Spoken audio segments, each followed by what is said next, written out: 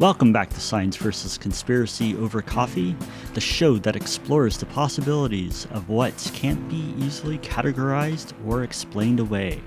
I'm your host on this journey into the unknown. My name is Bob, otherwise known as Conspiracy. There are many things in this world that can't be easily explained. You catch a glimpse of something out of the corner of your eye, a shadow that seems to be staring back at you. Or you find your mug in a completely different spot than where you left it. This is where we start today. Today on the show, our guests have been investigating these types of phenomenon for many years. Over the next hour, these two seasoned paranormal investigators will share some unbelievable stories from their investigations. Brew some coffee, pull up a chair, and open your mind. Today on Science vs. Conspiracy over Coffee, we will be discussing the paranormal with Glen and Janessa Ferguson.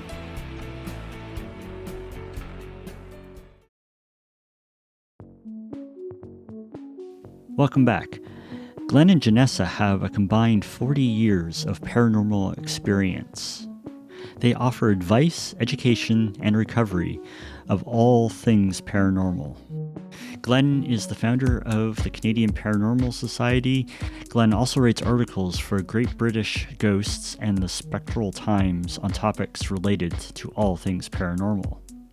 And he's currently working as an actor in Hollywood North. He can be seen on shows such as Supernatural, Wayward Pines, Timeless, DC's Legends of Tomorrow, and Van Helsing. Janessa got involved in 2009 to assist Glen with running the society. She continues to provide good client relations with past investigations and is fearless in the field. Welcome both of you to the show. So from an early age, I grew up in Ontario with my parents talking about ghost stories and other sort of conspiracies. And I remember one of the first stories that I heard was about the screaming tunnels in Niagara and the Lake. And all these stories really got me hooked. So what was it for you guys that got you hooked? How did you get into this? I got into it from pretty much birth. My mother and grandmother were both mediums. So it was a natural progression for me. We weren't a religious family, but we were very spiritual. We went to the church. I grew up with my mother having groups over every weekend to do channeling sessions. And I ended up getting curious and got involved. Although I had my own experiences as a child, and from the age of 5 and upwards, because we lived in a converted chapel of rest. But it was progression. With my mother's group, she had a couple of people in there who were actually investigators. Mm-hmm. And they said, well, you don't believe it? Let's go. We'll do an investigation. And it just started from there. First time I went on an investigation, I hated it because I got attacked. But the next week I was on the phone and say, ooh, where are we going next? Right. I said I'd never do it again. But it's one of those things. Mm-hmm. Janessa? Me? I didn't grow up with it. Wasn't really talked about. But I've been married to him. And he basically, you've always had a curiosity, but he basically brought me in. And I'm just one of those people that will just let it flow. Mm-hmm. It proved to me. And then I just accept all the other feelings that come along as you delve into. You become more sensitive the more you're into it. Yeah.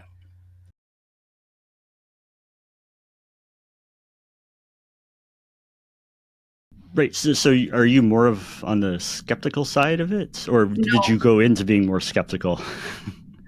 She wasn't quite sure whether she was skeptical or not. Okay. When she first came in. She came in as my case manager when I ran the Canadian Paranormal Society. Mm-hmm. Because I was short on case managers at the time, and she's got the gift of the gab, so she can talk to anybody, basically. And she was a great case manager. And she just got involved through that. Right. So let's go back. You said when you were younger, on the first investigation that you went on, you were attacked. What happened there? We went to Edinburgh Castle, and I was working with a guy another investigator down in the dungeons. And I got lifted off the floor and pinned against the wall for about 35, 40 seconds. Oh, wow. The guy there was just taking photographs of me. Oh, this is so cool. Click, click, click, click. Get me off the wall. Yeah. Get me off the wall. And I panicked. I wasn't quite used to being physically manhandled that way by something I can't see.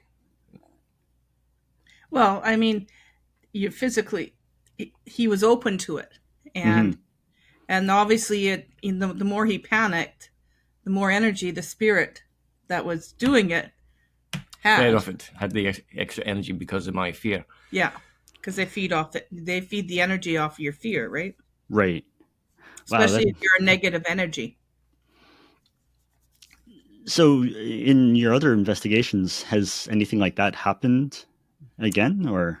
We've had numerous investigations with the Canadian Paranormal Society that were kind of dubious at best, and definitely eye-opening, especially that place we had in Kelowna with the door slamming. Oh, yeah. Constantly. There was a residential, and the door slammed so hard that it shook the house. Wow. I was upstairs. I just walked in the room and it slammed behind me. And I came back out and I'm sitting talking to the client. Slammed again in my face. I'm like, okay, let's go upstairs and take a breather before we. But he, of course, in that point where it slammed twice, he went into the room, looked for, did something do this? Possible draft, maybe. Yeah. Nothing. There's no windows in that bathroom that we went into. And it's 2 rooms. It's like a laundry room on one side and a bathroom on the other. So you have to go through the main door into the bathroom, then through another door to get into the laundry room. And we were in the laundry room when it slammed the first time. Then we came out and I'm on the radio to her, like, did you just hear that? The door just slammed in my face. It woke me up. And as I'm saying that, whap, it closed again. And even when we went back on an investigation with the Canadian Paranormal Society, my team, happened again. Wow. Right in front of people's faces. They're like, whoa. A few choice words were said by my investigators. I won't mention here. But that same house he had his hair played with as well. So there was more than one spirit. And some of the history of that area was there was a plantation. Yeah. Plantation, a coffee plantation there in Kelowna. Tobacco? Or is it tobacco? It wasn't coffee, it was tobacco. And the guy that ran the orphanage took the kids out of the orphanage and, child labor. Yeah. Kept them in cages and stuff. Holy cow. On his property. He was actually arrested and charged and sent to jail for numerous years beyond that. Yeah. Wow. I think a lot of it for me is the history of locations. Not so much the activity, but the history that intrigues me to begin with. So how do you find these places? Word of mouth from other investigators who have done those locations. And basically just Googling haunted locations in Canada is the best for us. That location, another team had asked us to go in because they thought we would be better suited to work with the client because it was a residential. Right. So you say client, are people hiring you to go in and do this, or? We get hired to clear a place, not to investigate a place. Okay. Investigating is for free, but if they want us to clear, that we charge for because it takes a lot of energy out of us to clear. It doesn't take as much to just investigate because there's a mediumship involved, there's a clearing involved, there's travel and expenses. So it depends on where we're going.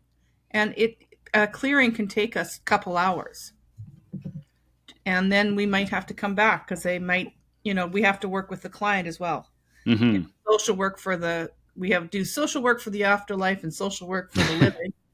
And, the idea is not to have to come back, but a lot of times you have to come back and we don't charge for the second time because we've charged the first, right? So walk us through the process. You find a location like that place in Kelowna. What's your process? What do you do, and how big's your team? That sort of thing. Initially, the team was about 10 people, I believe. Yeah, now it's down to 4. Basically 4, which is it's good. Now, people move on, they go to different groups, they decide that this is not their thing. They don't want to investigate anymore. Maybe they've had a bad experience, or maybe they're just bored with the entire thing. Because investigations for us are not really that exciting. You can sit there for hours and hours and hours and nothing happens. Then you make it that little dangle that tells you, oh, maybe something is here. Maybe you get a voice or a disembodied voice, or you see a partial apparition, or stuff gets moved around while you're standing there and watching it in front of your eyes. It's akin to like fishing. You go out fishing for 8 hours, and this is just analogy. And you are out there, and you're not getting a bite. In the last 10 minutes, you get a bite. Right. You just made your whole fishing trip. We might go to an investigation, spend 6 hours there, and we get nothing. And then we go to 30 hours of review on all our equipment, and you can't speed it up, and you find something.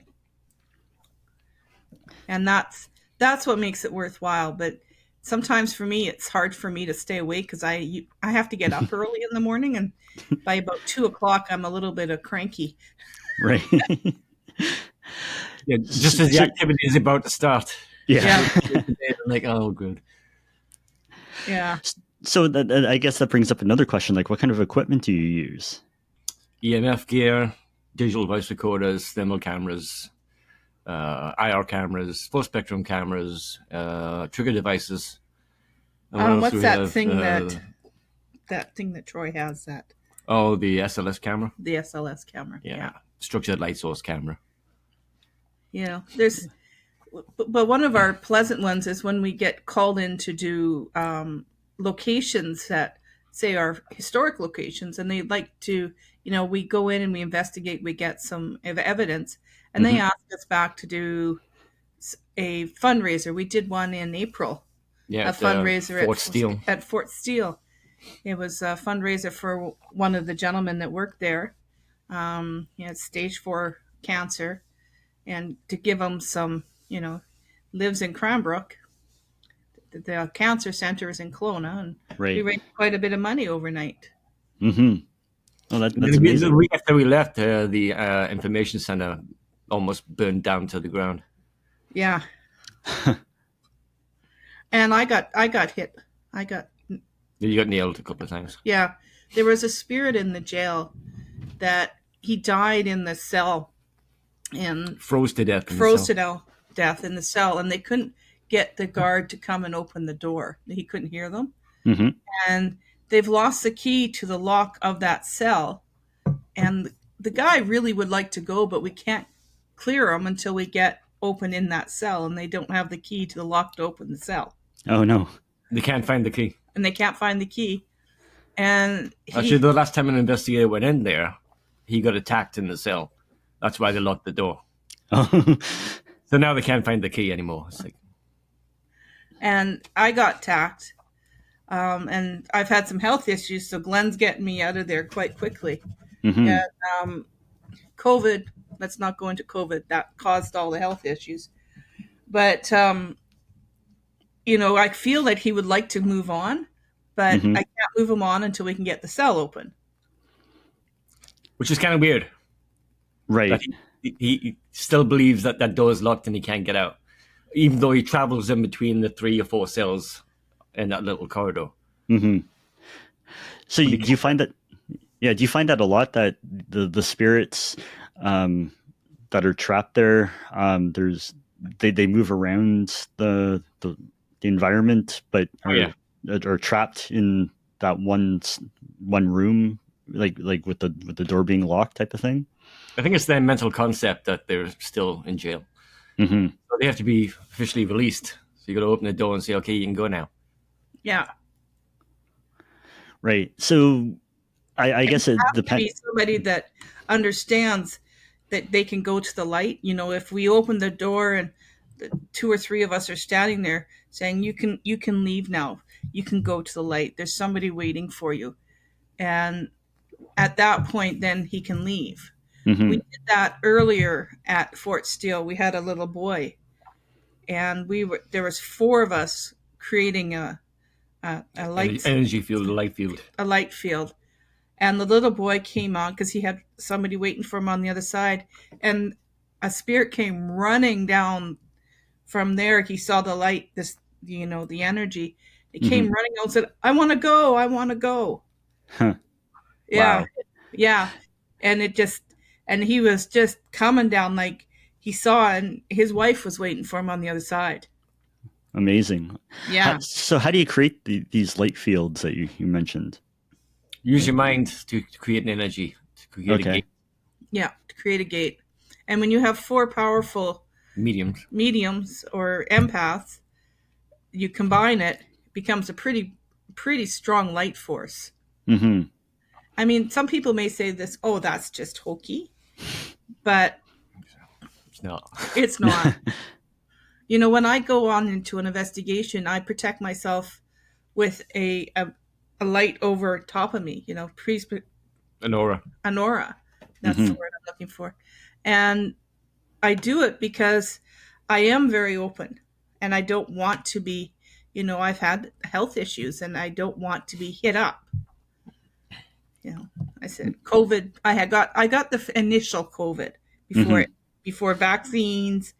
We had just shut down, and of course the job I had. Yeah, it wasn't conducive to avoiding possibility of getting COVID. Yeah, right. So I retired from it, so I no longer drive transit bus. Yeah, that's unfortunate. The early days of COVID, and a lot of people are finding that the long COVID symptoms. And that's what it was. It was long COVID. It damaged my heart. So, yeah. So I have to bathe myself in white light to protect myself. Mm-hmm. And but it was interesting. Like when we were at Fort Steele, there was other people there that were quite high energy, and they really enjoyed the presentation because we acknowledged there was a lady there weeping, and we acknowledged the fact that she lost her husband. He went to jail or something of that nature. I can't remember. You remember that one? No, I can't remember. We saw so many people that night because we'd rotate them. We had 3 groups going. There was John and Queen, and we were working one group. We had Sarah and Mark working in another group, and then we had me and you working one team. So we'd give them like half an hour in each location that we were in. Mm-hmm.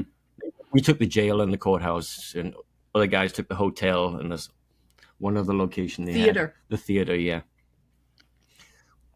So we thought, well, we had staff there that would actually contact by radio, say, oh, we're switching now. So I tell you guys, get ready to move on to the next location. Which one had the most activity? Well, for us, we were only in the jail and the courthouse, so we can't really evaluate what the rest of the locations were like at that time. But and every person's energy is different. Yeah. John and Karina are much different than we are. And Sarah and Mark, one empath and one medium, and they're different. So I don't know what they experienced. We just know what we did. Mm-hmm. Yeah. I mean, and we've been in locations before, like when we did the ranch, O'Keefe Ranch. We had experiences in one of the Schubert house, but we had also had experiences, or he had, in the manor. Yeah. So we were coming in, we were just closing up after the whole event, and Glen and I were packing up. He was at one end of the room at a doorway, and I was coming in from outside after taking stuff out back to our car. And we had our case of cameras sitting on the kitchen table, and it went flying across the room, and neither one of us were there. Wow. No, well, we were close to it, but not close enough to be able to knock it off the table. Yeah, Mm-hmm. the Mrs. Schubert, who was the owner of the original house, that's enough of people on my kitchen table. It's only for eating. Yeah, and no equipment, no feet, no nothing on the table. And it's like back in the day, that was sacrilege to put anything on the table except for food. Right. So I can understand why because you normally wouldn't be able to get into that location where we had the kitchen table because it's generally glassed off. So you can look in, but you can't actually go into that room. We were in that room. They took away all the screens. And we had people, there was a boy spirit there, and we had the devices going, and he was playing with it. And Faber. And, so we had people going in and asking questions and handling the equipment. And so then when, at the end of the night, she was quite tired of people being in her kitchen. So she told us too. But in the manor, he had been grabbed, and we got a disembodied voice. Yeah, what was it? It wasn't Quit Dancing. That was at Hat Creek. That was at Hat Creek. Shut Up. Shut Up, yeah. And a British accent. Female British accent from the olden days. I'm like, well, that's got to be the governess who took care of the kids because we were being noisy. Right. So you got to be quiet. Shut up. Yeah, and the grabbing, I think, was Faber again, because he goes between. Yeah. He grabbed his leg, and Glen drops things because he was laying down and get his legs grabbed, and he dropped stuff, and you can hear it. We were upstairs in the main corridor. You got the bedrooms on either side, and then you got a few rooms around the corner. But at the end of the corridor is the staircase that comes up from the main floor. And you could hear people like walking up and down the stairs, like literally walking up and down the stairs. Bump, bump, bump, bump, bump. Wow. So I was sitting there filming it down the end of the corridor. I'm lying down on the floor in Faber's room, shooting the thing, and something grabbed my leg. Like grabbed it and pulled, and I dropped the camera. I actually have video of that somewhere. I'll have to send it to you at some point. Yeah, for sure. That's it was an interesting location. Like we've done a lot of other locations that have been just as interesting, like Barkerville. We had Barkerville for 4 days at a time. So we did 2 visits. We did 4 days. We didn't see a quarter of the investigation stuff we wanted to see, even 4 days. So it was, well, they have like 120 buildings to get through, and we only did like 6 in 4 days. And one of our buddies, Troy, who is one of our investigators that we're still very, we still go with, and he says he put his hand in close up like that, and it felt like put his hand in cobwebs, which is not a good sign. No, it's not. No. And then suddenly he got slapped on the back, and he had 2 handprints on his back. Oh wow! Yeah, that scared him. Like he's one of those guys that like pokes a lot. Like, oh, let's get something weird here. It feels like kind of weird. I'm like, yeah, don't do that. He's like, oh well, it's still kind of weird. And then all of a sudden he come running out. He's like, something, my back's burning. So he lifted up his shirt, and you could see the handprints on his back. It says that they weren't happy with you shoving a piece of equipment into their body. Yeah, don't poke the bear. Don't do that. Don't poke the bear. But that was one of the buildings we had. I don't know what else you had up there. I wasn't there with them. Oh, we had so much going on up there. And we were there before it actually opened up for the season. So the place was empty. And it was just a spring runoff. So I'm walking around the ground trying to dig up gold as I'm walking around Barkerville. And it's like, yeah, that was definitely a huge location. So when some of these investigations that you've gone on, have they turned out to be kind of a bust, like you being like faulty wiring, or like a draft, or like that the person just being not at all supernatural or paranormal? Yeah, we try to debunk most cases, like say drafts, creaky floorboards, that kind of stuff that would actually create some sort of idea that something is going on within a location. Generally, it's nothing serious, but we get a lot of that. Now, not every location we go into is going to be haunted. Right. Or even interesting, for that matter. And it could be a historic location. Yeah. It could be an old thing. And they want you to investigate and you don't find anything.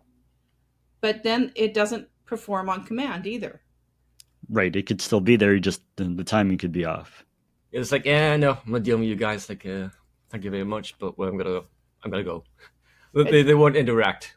Yeah, we went to the dance studio in Langley. You remember that one? Yeah.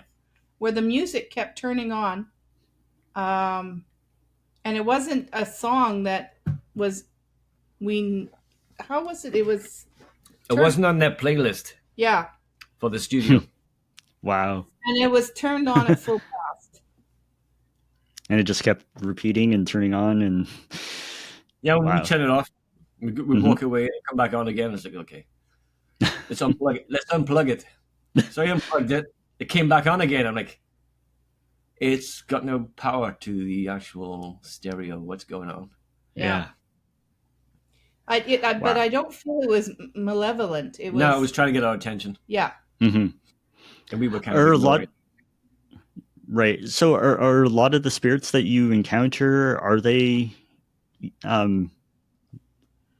like malevolent? Wanting to cause harm, or are they more the friendly ghosts? No, we've had a couple that have been malevolent and nasty and quite violent, but the majority are just people that are confused, don't know how to move on. They're either they're trapped, or maybe they're here for a reason that they want to look after somebody while their relative is still living. But on the whole, no, we haven't really had a whole heck of a lot of really nasty. Well, when we were at the Coalmont was different, yeah.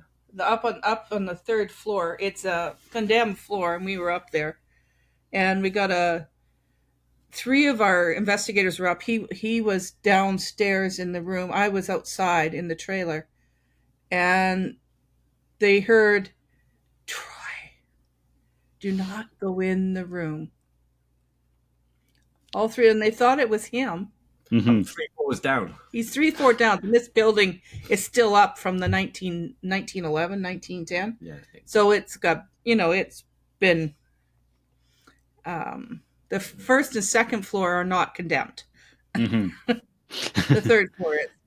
And so it's, solid, and, you have to pull back a thing to get into upstairs and Trapdoor, that's it. And they all 3 of them heard this, and they thought it was Glen pulling a trick on them, and they came tumbling down the stairs to give Glen crap, and they find him all the way down 2 floors of stairs. And we caught it on our camera, and they heard it. So the microphone on our camera picked up it, just voice. And because there was times there was a raccoon up top there, so you have to distinguish between animal noises, and it was quite the interesting investigation. Yeah, and we've done that a few times. Yeah. Same location. Yeah. Yeah, there was stuff thrown at one of the investigators, wasn't it? Utensils thrown at him. They didn't like them. Knives and forks. Yeah. They didn't like I've them. had either, but I've had a knife thrown at me by a spirit in one of my apartments that I lived in back in Ontario, and it was quite the night. Yeah, it's not fun. No. So most of the entities that you come across, they're just they're spirits of deceased, and they're trying to move on. Have you ever come across anything else, like any demons, shadow creatures, that sort of thing? Shadow creature, yes. Shadow creatures, definitely, 100%. Demons, no. Poltergeist, yes. Poltergeist, yes. We were at in a park, actually. At a location that the first fort had burnt down. Fort Langley. Oh, yeah. So we weren't at the actual park itself where, the people are. We were down the road where the original Fort Langley was. And we had a black mass go through both of us. I came down with pneumonia 2 days later. Wow. Yeah, and it went through, there's 4 of us there, and they saw, both Bill and Troy saw it go through both of us. Plus us seeing it was a black mass. And It can actually affect you physically when you get that kind of thing happen to you. Like we spent like 4 or 5 times pulling over to the side road so I could puke out the window Wow. because it does really hit you quite hard Mm. when that happens. Yeah. Yeah, that was at a house one was in Maple Ridge, Yeah. wasn't it? Yeah. They went and he went straight into him and Hmm. took him over for a bit. Yeah, being taken over by something you have no control over is not the greatest of feelings ever. And then he got hit in another park in Crescent Beach Wow. because they found out that he said, like foolishly, that he was an ex-British soldier. And the First Nations peoples that were there, What impressed? weren't impressed. Wow. Well, we got an EVP, which is electric voice phenomena. Electronic. Or, yeah. Okay, electronic. Um, what was saying, yes, sir, when just after he said that. Huh. Yeah, because he was an Yeah. officer in the British Army, and that's what he said, and we got a yes, sir. And we're in a park. Some of the, because sometimes you go out and these are just parks or whatever, and you're getting into just public places that have residual energy, Hmm. and you just try and see what's there, because sometimes you don't want to just go into a building or a residential. Yeah, but it depends. Because I'm such a historian to begin with, I look for historical places that I can do.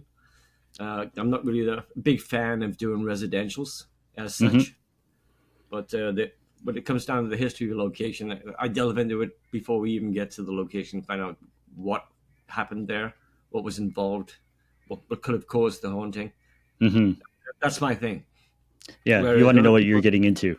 Yeah. yeah, I need to know the history. Hmm. Just one of those things. Being a historian, it's the first thing I Right. look. Like, gotta look for the history. What's been one of the most, I guess, terrifying experiences that you've had? Well, that park one was kind of horrifying. Um, And I got bitten at Riverview Hospital. you got bitten in Riverview Hospital, but you didn't know it. No, I didn't until after the fact. Yeah. What happened there? We were shooting a show there, Hmm. which is kind of par for the course. It's the only way you can get into Riverview is by being on a show. Right. So we were shooting a show there. I think it was Van Helsing, I believe. Yes, and, it was. we had like 2 hours downtime in the middle of the day.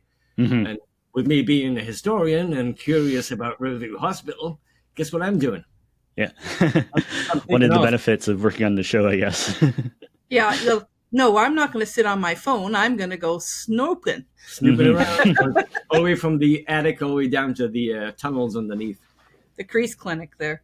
Yeah, that was an interesting location. Anyway, I came back to get back into costume again. Hmm. And one of the guys who I was changing with says, "Oh, wife's real kinky, huh?" What are you talking about? Says your leg. She bites your legs. I'm like, what are you talking about? It's right there. And I look down and on the back of my leg, on the Mhm. side, were teeth marks. Wow. That was happened while I was down in the tunnel, I'm assuming, or somewhere I shouldn't have been, that they didn't like me being there. Hmm. I didn't feel it. But when he pointed it out, you could see the actual teeth marks in my leg. And Wow. I've got a picture. I've got a We actually have picture a picture of that. on my phone. Huh. Yeah, if you could send some of that stuff over, I'd Sure. love to take a look at it. Well, some of the stuff might be a little hard. We would have to go through a lot of footage to find Mhm. it Oh, I can on find the it. old computer. I can find it somewhere. That one, yeah, that one, that teeth mark is there. But I'm talking about some of those other I ones. got O'Keefe on there as well. You got O'Keefe? Yeah, it's kind of a teaser trailer Hmm. for O'Keefe Ranch. It's about maybe 3-4 minutes long. And it Okay. hits all the interesting points of that particular investigation where stuff occurred. So Mhm. I'll send you that, and I'll send you a whole bunch of other stuff too. Yeah, no, that'd be great. So how do you archive all these investigations, and what do you do with it after the investigation's over? It depends on the client and what they want to do with. Generally, the information that we get during an investigation goes to the client. Hmm. We keep a backup, so we have information should we ever want to visit that location again. But for the majority of the time, the client gets all the evidence that we received during their investigation. And it's their location, Mhm. so it's up to them if we're allowed to share it, if we're not allowed to share it, because we've gone into places where have been, we've had things happen and we're not allowed to share it because the client has said no. Right. Yeah, I guess that's pretty private. If something Yeah. like this is happening to them, they don't want it. I don't want to make it public. Yeah. Yeah. Yeah. Looky Lou's coming around and knocking on the door. Can we come and investigate? Yeah. And no. And so, as a group or even as people, you have to respect that. Some people don't.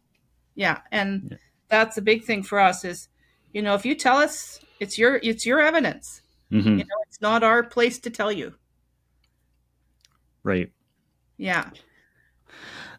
So you guys started the Canadian Paranormal Society. 2009. 2009. Tell us a little bit about that. Originally, I was a member of Vancouver Paranormal Society, which didn't last too long because the lady who was in charge of it was not conducive to the group that I was kind of looking for, or the ideas of filming the same things that I was looking for. And don't be rude to his wife. No. She was rude to her, and that was the end for me. I'm like, yeah, that's not happening. So I left, and 6 or 7 people came along with me when I left. And we formed the BC Paranormal Association.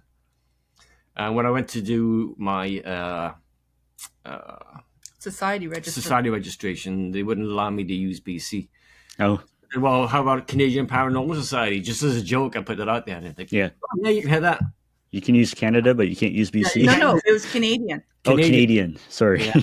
But we couldn't use Canada. But we could use Canadian.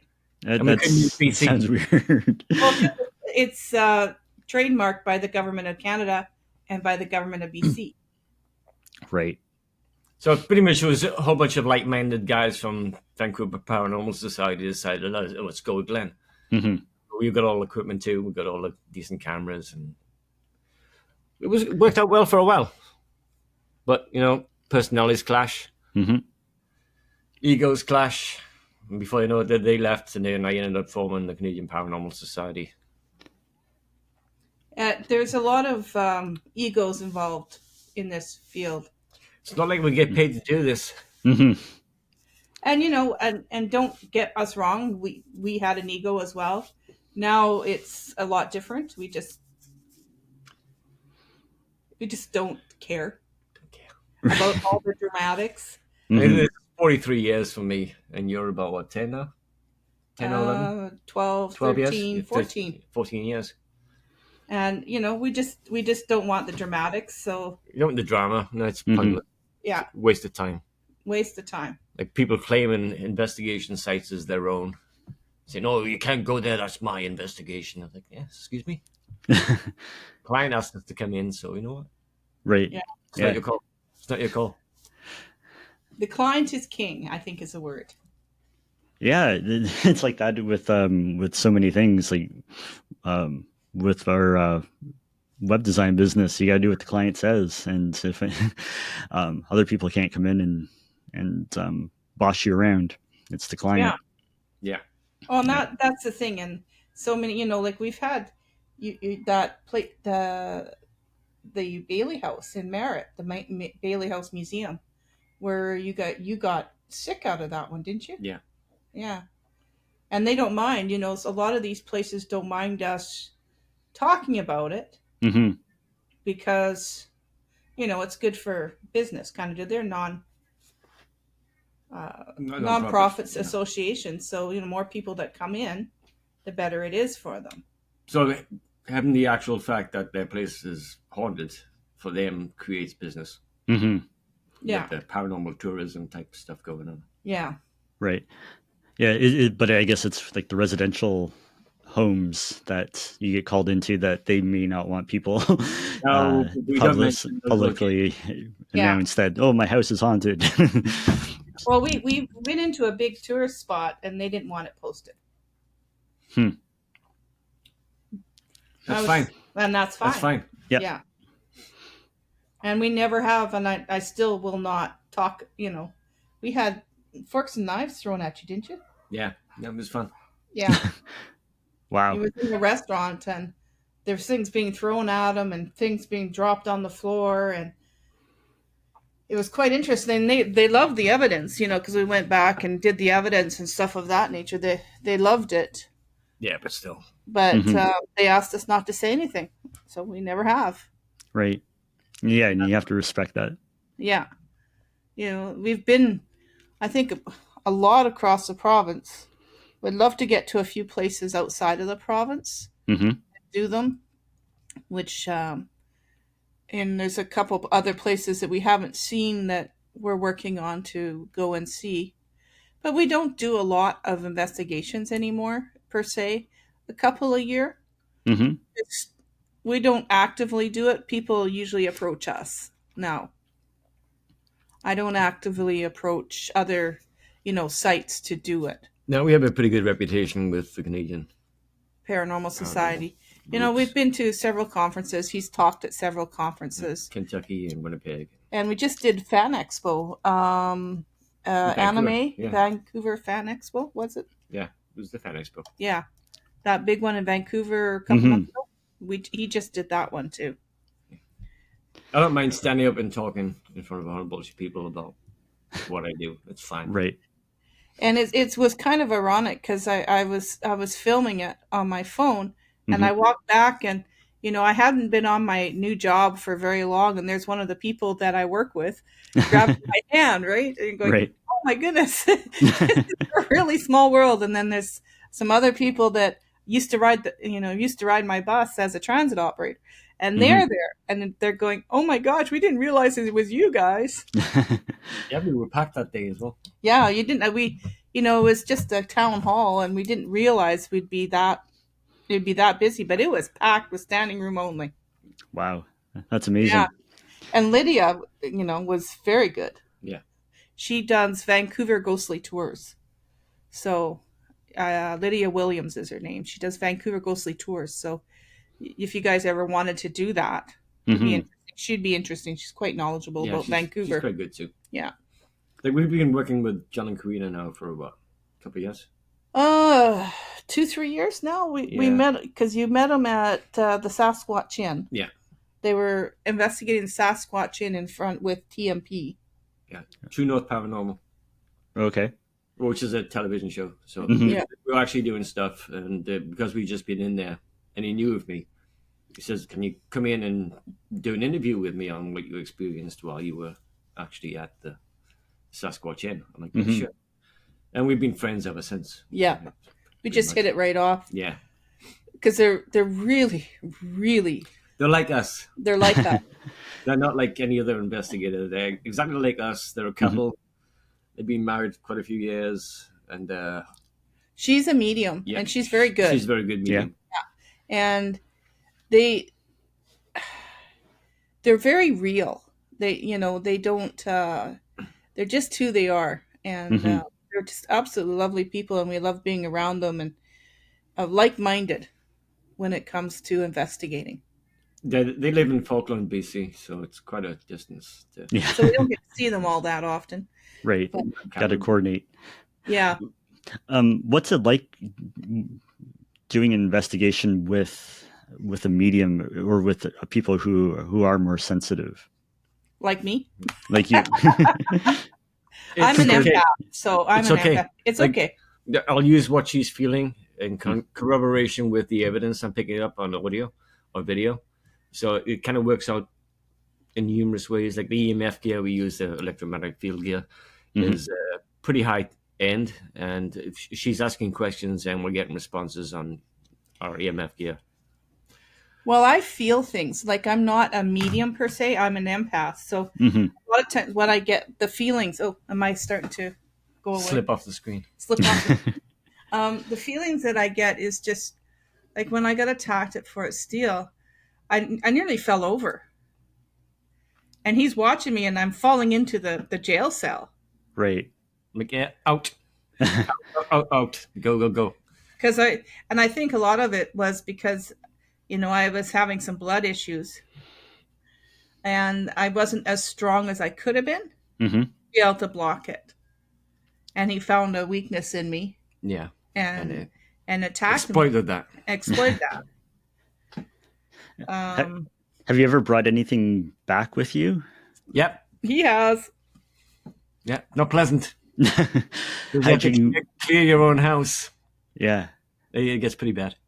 Yeah, I actually got this is kind of a weird story. It happened last year. I was driving just left Surrey Central on my transit bus, and I was coming up to Old Yale Road, which is like literally, and there was a gentleman. He was having CPR performed on him he was a homeless gentleman across the street from me. Mm-hmm. So I'm sitting at the light, and his spirit hit me. Oh, wow. And he was confused. He was angry. And I'm driving a bus. I can't stop. Well, the worst thing about being an empath is, unless you know how to shut yourself off, Mm-hmm. or close yourself down temporarily, create yourself with that white light, you will get attacked a lot because they can see you. They know you can see them, Mm-hmm. or they know you can hear them. Because I'm clairaudient, which means I get to hear them. Okay. Rarely do I ever get to see anything, unless the energy is so strong that you get a partial operation, like maybe from the feet up to the waist. That was the Yeah, that was it. What was that? SS Sycamoose. Yeah, where you see half a person instead of a full person. Well, at the Right. Sasquatch Inn, you got the guy with the duster. Yeah. Yeah, he because sometimes they have enough energy, he sees them. Mm-hmm. But it took me like 2 hours all the way to White Rock and back to finally get him to leave me. Like, I know how to get him out of there. Right. I had to convince him because he was confused and angry. Mm-hmm. He died. He literally, and when I came back, all his stuff was being removed. Right. He died right there on the sidewalk, which is too bad. But I did eventually get him out. But there I am driving, going like this, trying to get him out. You can leave. It's okay. Go to the light. Go to the light. Even when we did Fort Steele, like I make sure that I cleanse everybody after we're done with sage, sweetgrass, and various other little things I have in my pot that I merge people with. But that helps. You're not going to carry that spirit home with you. Mm-hmm. And you always tell them at the end of the shit, you're not allowed to come home with me. You can stay here. You have to stay there. Yeah. If you don't want to move on, stay here. You're not coming with me. And generally, before I enter my house now, I wipe my feet. See, that's the barrier. That creates the barrier. You're not getting through the door. And a lot of times we'll put salt on the corners of like our doors and some of our windows and stuff, which is also a Haida thing as well. They salt. A lot of our beliefs are based on the Red Path First Nations beliefs. Okay. It's the spirituality as opposed to religion. We're not based on religion. We're based on spirituality. But some of the religious practices are definitely right as well, like Archangel Michael and stuff of that nature. So there's a lot of religious symbols that are used as well that we use. Right. Over religion. So I guess just going back to like protecting your home and cleansing it, I've read and I've had friends suggest using chalk over the door. That's old school? That's old school. Yeah, that's a little bit too much. You can actually do symbols on your doorway as well, which they used to do back in the 1800s, 1700s. That works as well, I guess, if you believe in it. You have to believe in it. You have to believe in what you're doing. Right. You can't just do something and expect that. You okay? Something just bothered my nose. Sorry about that. It's okay. No worries. It's a good thing I'm far enough away from the mic that it doesn't blow your ears out. You basically have to believe in the protection you're using. That's how it is, the mindset. Not necessarily what you're doing, but the mindset of, what I'm doing is going to protect me. Including carrying crystals and various other things that we always have a bag of every time we go. There you go. This one. There's a crystal. Okay. Which reminds me, I've got to hit a full moon and you have to charge them up again. Yeah, I've got to charge. I didn't get anything off that, so it hasn't been charged for a while. Yeah. So usually when I pick it up, I feel Mm-hmm. it, but it hasn't been charged because I was not here in the last full moon. Yeah. So Plus, I generally carry a bag of protection stones with me if I'm on an investigation. Now, it's what you believe in Mm-hmm. that helps your protection, not so it's much just what you think the protection is going to do, but what you believe in itself. Right. Yeah, because I've used sage before, and the salt in the corners of the room. Yeah. And I think that helped You in can use my Palo situation. Santo as well. see Sorry? one of the things. One of the You can things, use Palo Santo as well. yeah. Okay. One of the things we do is we usually take out the negative energy, and when you sage, you open your windows and your doors, Open your doors and windows. because Okay. otherwise you're just Chasing it around the the room. In the room. It's got It's going to have somewhere to go. So you Right. got to Right. open the windows and doors. and that does make sense. Mm-hmm. And then we use Palo Santo to bring back a positive energy back into the room.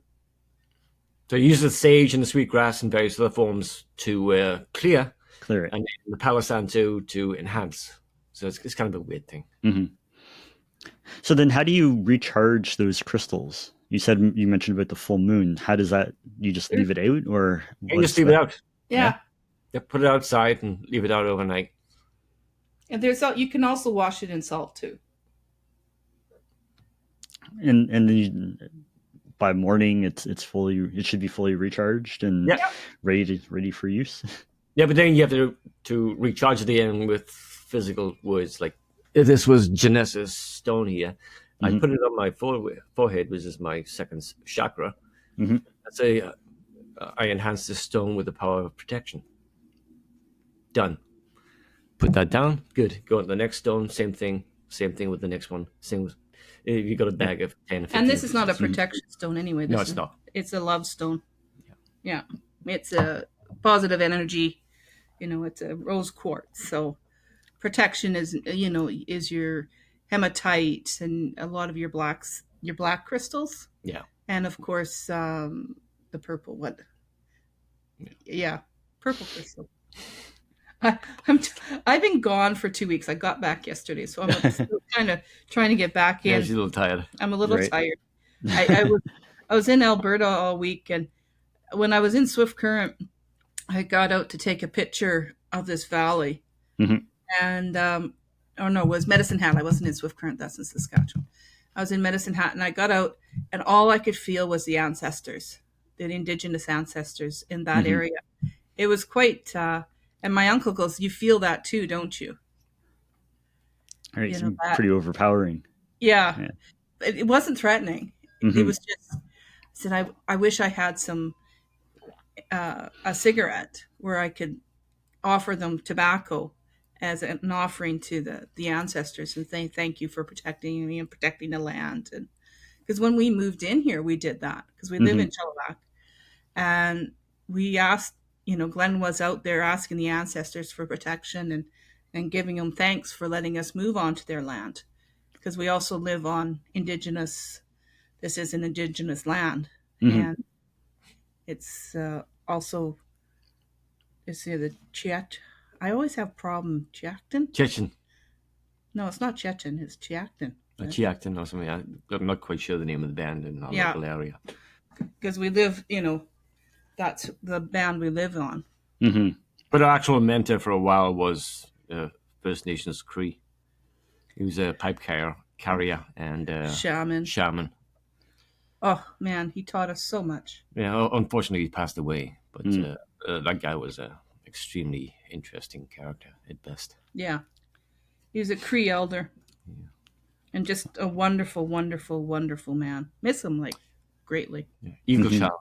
Eagle child, yeah. Yeah. And every time, every once in a while, I feel him around. He's checking up on us. He's checking in. Yeah. Making sure we're still walking the right path.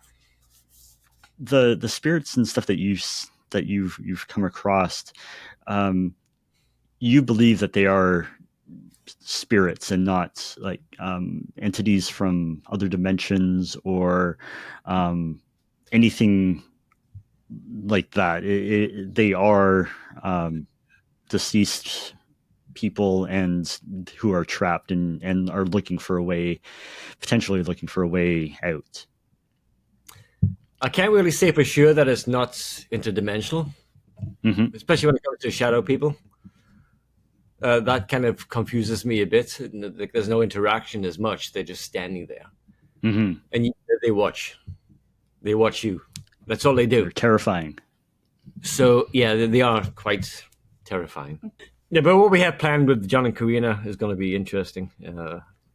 Like, I did not want to do a reality TV show. I'm more on the drama side, the acting side. Right. Reality doesn't do anything for me. Like, I've watched a million shows like Ghost Hunters and Ghost Adventures and all those Paranormal State. All good shows, yeah. Well produced. But we're getting into that now, where we're actually going to do a show together with John and Karina, which is going to be interesting. I can't really tell you much about it right now because we're still trying to formulate the... We have 2 distributors that are actually looking at picking this up. Well, that's awesome. We're going to have to come up with like 3 episodes before we can send it to the actual distributor and get their decision, and then they'll send the camera crew in the next time we shoot an episode. So we have a couple of locations coming up, which I can't mention, unfortunately. And I can't really mention a whole heck of a lot about it, but it's we're calling it the Investigator versus Investigator Paranormal Challenge. Okay. So you got John and Karina, you got me and Janessa, same location, different times going into that location on the same night, and gathering evidence. And the idea was to see who comes up with the best evidence. Right. But we also have the opportunity to switch for boys against girls. Or me working with Karina and John working with Janessa. So each location is going to be a kind of an interesting idea on how we actually move into that dynamic. Oh, that sounds really interesting. Yeah, and and we're not going to hold back the sense of humor. No. Because I have a real sarcastic wit. Sometimes. We both do. Yeah. We both do. He's got the dry English sense of humor. And so we're not going to hold that back.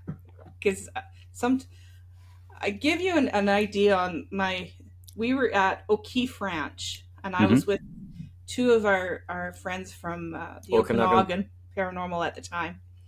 And we were investigating the schoolhouse.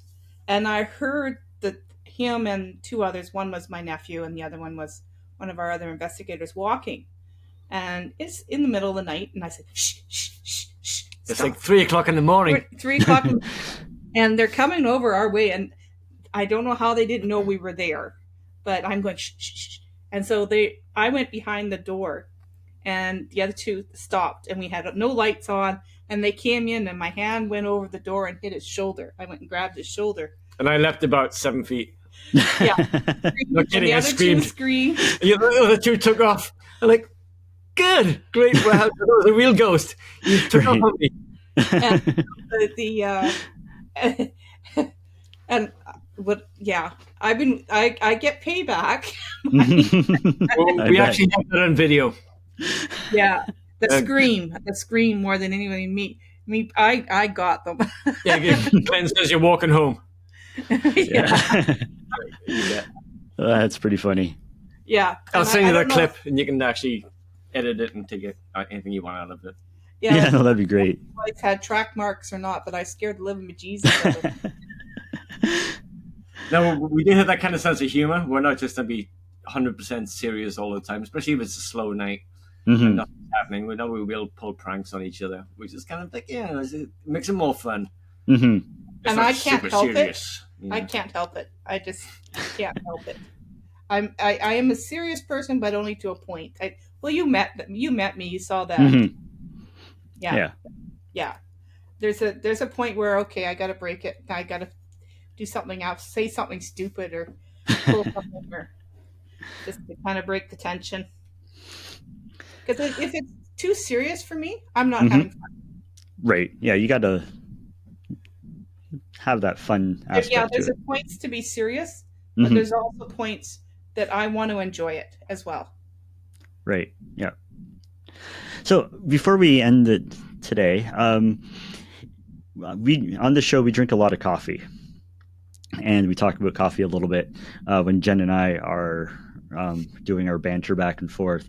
So my final question to you guys is, if you could have coffee with anyone in history, who would that be? And would it be on one of your investigations, someone that you've come across? Tough one. Well, if you could have gotten the two guys from Supernatural. Yeah, I actually invited the guys from Supernatural to come on an investigation with me, and I'm like, oh no, we're not doing that. We just pretend to be investigating on TV. We're not going to do a real thing. And again, that's funny. Yeah, I remember that one. Because I remember you coming home saying, "Yeah, I invited them." Yeah, and they like, yeah, they wouldn't do it, eh? no, that's real stuff. Mr. Glasses. Yeah, they kept calling me the glasses, because I had these brown, huge things when I first got on set. Right. Oh, the glasses are back. I was on that show like a million times, all the way from season 11 up to the final season. Yeah, there was. I don't think 12 you were on. And I don't 12 I wasn't. I was on end of 13, beginning of 14, and most of 15. Yeah. Yeah.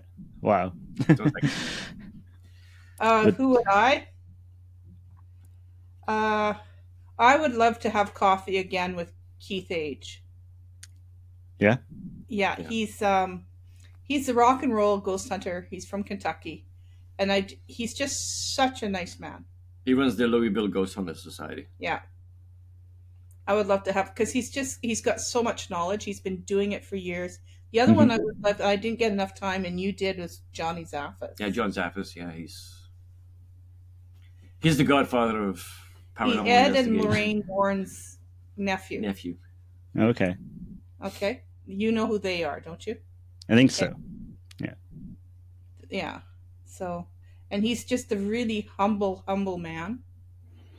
But a demonologist, very knowledgeable on everything paranormal. Like, that guy's our godfather, basically. Mm-hmm. Yeah. As far as paranormal. Because he's in his 70s now, isn't he? He's getting out there, yeah. He's still doing a lot of conventions and speaking tours and stuff. Yeah. But he's just one of those really knowledgeable, like, he just researches and does everything that, like you said, he's a demonologist. He knows what's what. Mm-hmm. Well, he was on the Haunted Collector. I don't know if you remember that show. No, I don't remember that one. Yeah, it was kind of an interesting show. I know him and pretty much the entire cast on that show personally. Mm-hmm.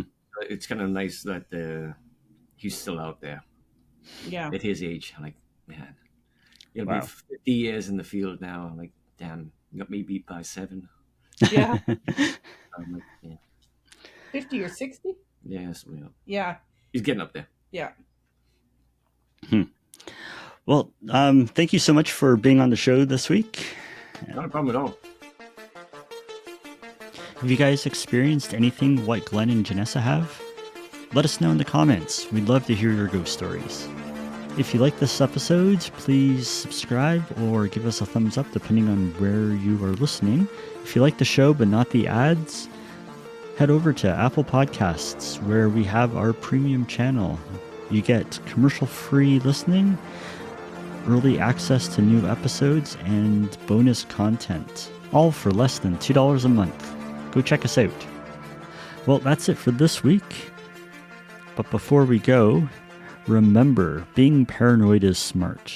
We'll see you next time.